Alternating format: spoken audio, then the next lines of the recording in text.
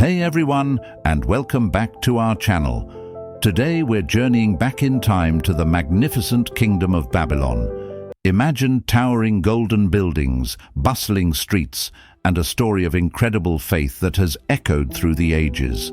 This is the story of Daniel in the lion's den. Our story begins in the grand palace of Babylon. Here we meet Daniel, a wise and faithful man who served the king. Even in his 60s, Daniel's mind was sharp and his spirit was kind. He was known for his wisdom and integrity, and he spent his days diligently serving in the court, always guided by his deep faith. King Darius, the ruler of this vast empire, quickly noticed Daniel. He saw something special in him, not just his skill and intelligence, but his unwavering honesty. The king admired Daniel so much that he planned to put him in charge of the entire kingdom. He knew Daniel was a man he could trust completely. But not everyone was happy about Daniel's success. In the shadowy corners of the palace, some of the other officials were burning with jealousy. They saw Daniel's favor with the king as a threat to their own power. Whispering together, their envy twisted into a wicked plan. They thought, "We can't find any fault in Daniel's work unless it has to do with his God." So they huddled together, their faces lit by the dim flicker of candlelight. They knew Daniel was a man of deep prayer and devotion. 3 times a day he would pray to his God. They decided to use his faithfulness against him. Their plan was simple and cruel: make Daniel's faith a crime. Every morning, like clockwork, Daniel would go to his room, open his window that faced toward Jerusalem, and kneel in prayer. It was a quiet, personal moment of connection with his God. The soft morning light would fill the room, matching the peace in Daniel's heart. He wasn't praying for show, he was praying because it was part of who he was. But this time he was being watched. Down in the street below, the jealous officials spied on him, pointing and smirking. Seeing Daniel pray was exactly what they had hoped for. Their trap was now set. Their sneaky satisfaction was clear as they prepared to make their move.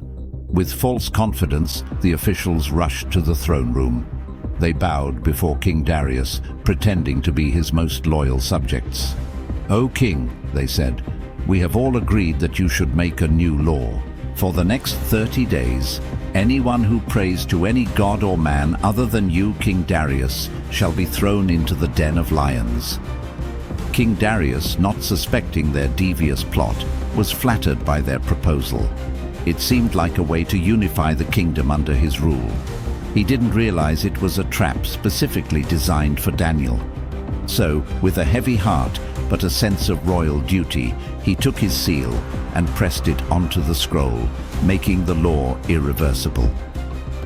Soon, the news of the new law spread throughout the city. When Daniel heard about it, he knew exactly what it meant.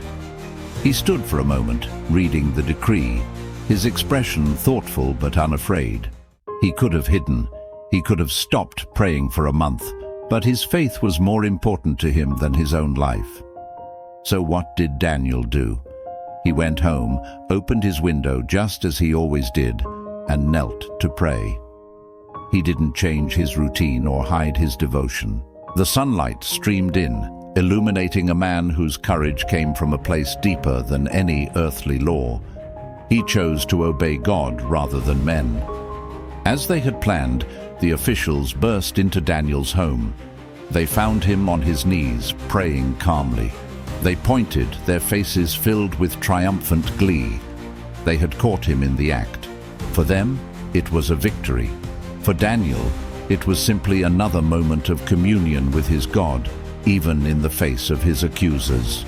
Back in the throne room, King Darius's heart sank as the officials reported Daniel's actions. He finally saw their trickery and realized he had been manipulated. He sat on his throne, his head in his hands, filled with regret. He had been so proud of his law, but now it was about to condemn his most trusted advisor. The smirks on the officials' faces only deepened his despair. There was nothing the king could do. The law of the Medes and Persians could not be changed. With a heavy heart, he gave the order. Guards went to Daniel's home and gently arrested him. As they led him away, Daniel remained calm, his eyes lifted upward. He walked with a quiet dignity that silenced the onlookers. They brought him to the edge of a deep, dark pit, the lion's den. The sound of roars echoed from the darkness below, and the flickering torchlight cast long, dancing shadows on the stone walls. It was a place of certain death, designed to strike fear into the hearts of the bravest men. King Darius, his voice thick with sorrow, stood at the entrance.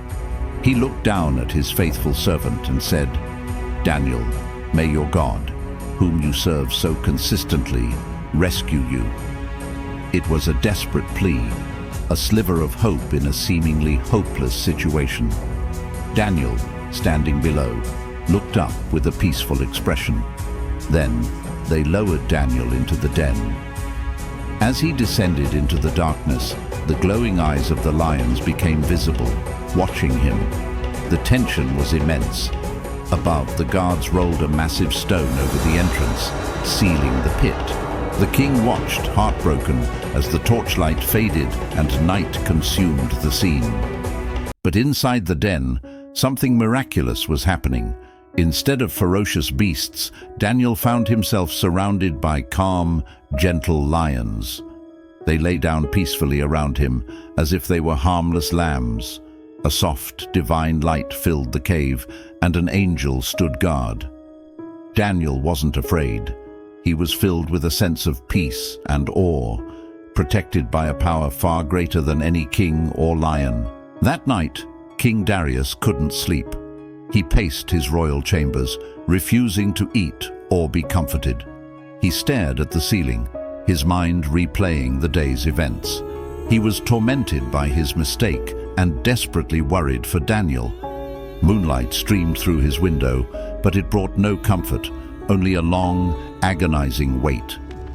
As the first light of dawn broke over the horizon, the king could wait no longer. He ran to the lion's den, his royal robes trailing behind him. His face was a mixture of hope and terror. He called out with a trembling voice, "Daniel, servant of the living God, has your God been able to rescue you from the lions?" And then a voice answered from the pit. It was Daniel, alive and well. "O king, live forever," he called out. "My God sent his angel, and he shut the mouths of the lions. They have not hurt me, because I was found innocent in his sight. Nor have I ever done any wrong before you, O king." Overjoyed, the king commanded his guards to lift Daniel out of the den. When they pulled him up, everyone could see he was completely unharmed. Not a single scratch was on him. The king's relief was overwhelming, his face breaking into a wide, joyful smile as he embraced his friend.